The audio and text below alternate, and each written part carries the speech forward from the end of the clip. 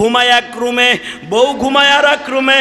বিশ্ব নবী বলে ওই বিবি জাহান্নামে যাবে, আমি নবী সহ্য করতে পারবো না।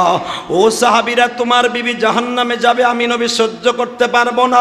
এই জন্য তুমি তোমার বিবির কাছে আমার কথাগুলো পৌঁছে দাও। স্বামী স্ত্রীর মাঝখানে যদি একটা কোলবালিশ পরিমাণ জায়গা ফাঁকা থাকে, আমি নবী বলবো ও আমার উম্মত না। এই জন্য বাজার নবীর বিবিরা কোনোদিন দুইটা বালিশ ব্যবহার করে নাই। ওমরও দুইটা বালিশ ব্যবহার করে নাই, আবু বকরও দুইটা বালিশ ব্যবহার করে নাই, হাসান হুসাইনও দুইটা বালিশ ব্যবহার করে নাই। একদিন আলী আর ফাতেমা, শুধু একদিন আলী উপরে নিচে শুইছে, ফাতেমা উপরে শুইছে। নবী আমার বলে এটা আমার পছন্দ না যে স্বামী স্ত্রী এক বালিশ ছাড়া দ্বিতীয় বালিশে শুইবে। আল্লাহু আকবার বলো। এটা আমার বাজানে বাজান কথা হাদিস। এ ফাতেমা, আমার আলী নিচে শুইল কেন? আব্বা আমাকে কোনো জ্ঞানজাম হয় নাই, গরমের কারণে শুইছে। না না না, আমার আলী নিচে শুইছে, তুইও শুবি নিচে। হেই, আমার আলী একা কেন শুইল? আব্বা গরমের কারণে সে বলছে আমি একটু নিচে শুই। না, আমার আলী নাইমে গেল, তুই উপরে রইলি কেন? আমি নবী এটা পছন্দ করি না যে স্বামী স্ত্রী দুইটা বালিশ ব্যবহার করবে। আল্লাহু আকবার বলতে পারো না? আর দুইটা বালিশ তো দূরের কথা, দুই রুমই আলাদা। কথা কও। বিশ্বনবী বলে এই জন্যই বিবিরা জাহান্নামে যাবে। 1000-999 জন মহিলা জাহান্নামে যাবে। 1000-999 জন জাহান্নামী মহিলা, একজন পুরুষ। এটা আমার বাপের বানানো কথা না।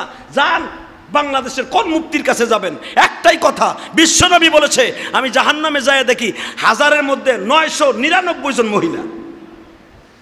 আমি নবী চোখ উল্টে গেল, এরা মায়ের জাত, এরা আমাকে জন্ম দেয়, এরা জাহান্নামে এত বেশি কে? জিবরাইল বলে নবী আপনি বুঝেন নাই, আপনার উম্মতিনীরা কেন জাহান্নামে আইছে? একমাত্র স্বামীর সাথে বেঈমানি করার কারণে। এটা আমার কথা না, বুখারী আপনি পড়েন, আপনি পাবেন। নবীর আজওয়াজে মুতাহারাত, নবীর বিবিদের চ্যাপ্টারের মধ্যে এই আলোচনাগুলো আছে। আপনার বউরে কিনে দেন, আপনার বউরে তো এই হাদিসগুলো কিনে দিবেন না। আপনার বউর ঘরের মধ্যে ডিশ লাগাই দিচ্ছেন আর ওই প্যান্ডেল লাগাই দিচ্ছেন, হে দিন বইরা জাকা নাকা আর ইন্ডিয়া সিরিয়াল দেখে। আর ইন্ডিয়া সিরিয়াল দেখা তোমার লাগে কেমনে মুগুর দেওয়ান যায়, তোমার সম্পদ লেখে নেওয়ান যায়, কেমনে তোমার মা বাপরে আলাদা করুন যায়। এইগুলা ওই ইন্ডিয়ান চ্যানেল দেখে দেখে শিখে তোমার কপালে জুতার বাড়ি, মরার আগে জুতার বাড়ি, কালেমা নসিব হইব না তোমার কপালে। জান্নাতে যাওয়ার আশা আছে না নাই?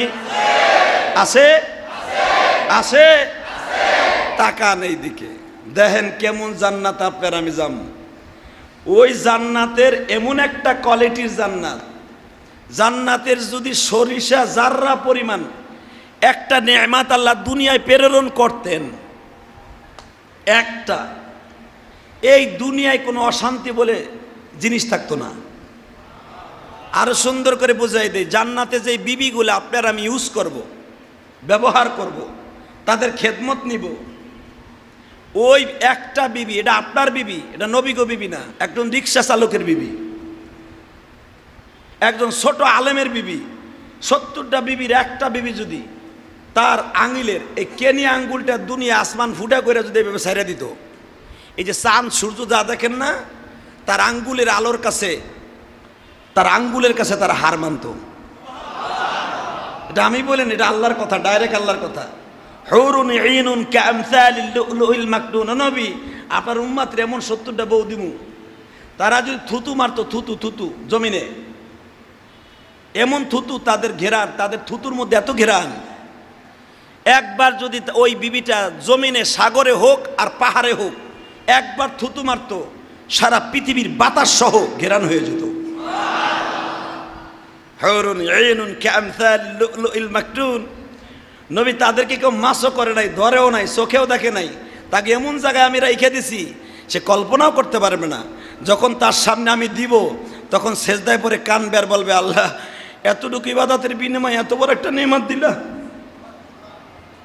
যদি জানতাম যে তুমি এতটুকু ইবাদতের দ্বারা এত বড় নেয়ামত দিবা, জীবনে কোনোদিন বাড়িঘর করতাম না, জীবনে কোনোদিন সংসার করতাম না, 24টা ঘন্টাই দাওয়াত ও তাবলীগের কাছে চলতাম, দাওয়াত ও তাবলীগের জন্য মানুষের জীবন বিলাইয়া দিতাম, মসজিদে থাকতাম, মন চাইলে খাইতাম, 60 বছর না খাইলে কি হইব? মন চাইলে খাইতাম, মন চাইলে খাইতাম না, যেমনি হোক 60 বছর পরে তো লই এই বাড়িটা আমি জানি, এটা গ্যারান্টি। 60 বছর পর আমি আর এই দুনিয়া থাকতে পারবো না, 100 বছর পর আর আমি থাকতে পারবো না। আমার বাপ 80 বছর বাঁচছে, 20 বছর মাইনাস করলে 60 বছর হয়। আমি জানি আগের মানুষগুলো অনেক বাঁচছে, এটা কমাইতে কমাইতে কমাইতে তুমি বিশ্বনবীর উম্মাত্রে বলে দিছো আপনার উম্মাতের গড়ের বয়স হলো 63 বছর। সুবহানাল্লাহ কবেন না? নবী আপনার বয়স যা, আপনার উম্মাতের বয়স গড়ে তা, নিচেই থাকবে বেশি, উপরে কম উঠাবো। শতকরা 5 জন।